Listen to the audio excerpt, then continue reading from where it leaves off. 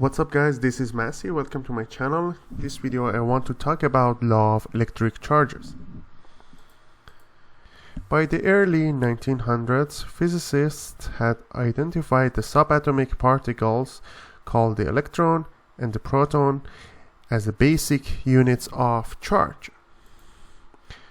All protons carry the same amount of positive charge, E, and all electrons carry an equal but opposite charge, which is negative E. And therefore we have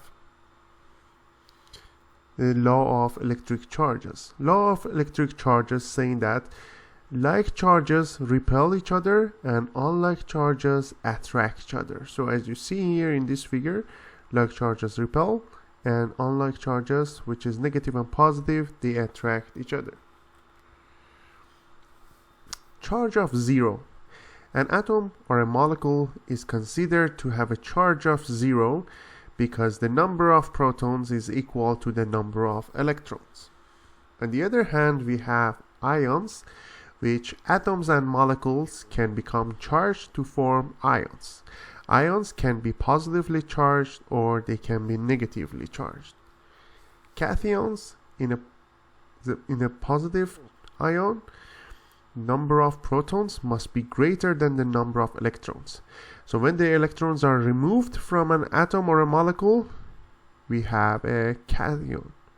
So cation we have more number of protons comparing to number of electrons. On the other hand, we have anions. In a negative ion or an anion, the number of electrons must be greater than the number of protons. Electrons are added to an atom or a molecule to make an anion. Total charge. The total charge on an object is the sum of all the charges in that object, and it can be zero, negative, and also positive. Whenever we have a deficit of electrons, it means that the object is positively charged, and an excess of electrons means that the object is negatively charged. An object is said to have a total charge of zero when the number of negative charges equal the number of positive charges. An object with a charge of zero is said to be neutral. Charge can move from one place to another place and from an object to another object, but the total charge of the universe doesn't change. This is called the law of conservation of charge. So the law of conservation of charge saying that charge can be transferred from one object to another, but the total charge of the closed system remains constant. So what is electric charge?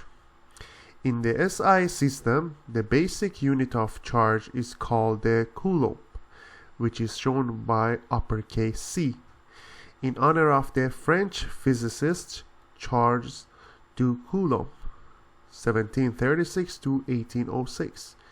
The charge of a single electron, negative E, is negative 1.6 times 10 to the power of negative 19 C, and the charge of a single proton, positive E, is positive 1.6 times 10 to the power of negative 19 C.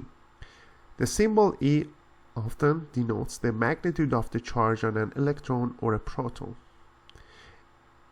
This text E will have the positive quantity, which is 1.6 times 10 to the power of negative 19 Coulomb. The symbol Q denotes the amount of charge, such as the total charge on a small piece of paper. To say that the particle has a charge Q or that it carries the charge of Q is simply a way of saying that the total charge of the particle is Q. For example, an alpha particle is a helium nucleus, a helium atom with no electrons. So the helium nucleus has 2 protons. So since we have 2 protons, it charges 2e, which will be 2 times 1.6 times 10 to the power of negative 19, which becomes 3.2 times 10 to the power of negative 19. So this was the introduction to electric charges. I hope you enjoyed this video. Please leave me a comment if you have any question, and I get back to you as soon as possible. If you found this video useful, please like this video. You can also subscribe this channel to have access to many other videos regarding math, chemistry, and physics. Thank you for watching and have a great day.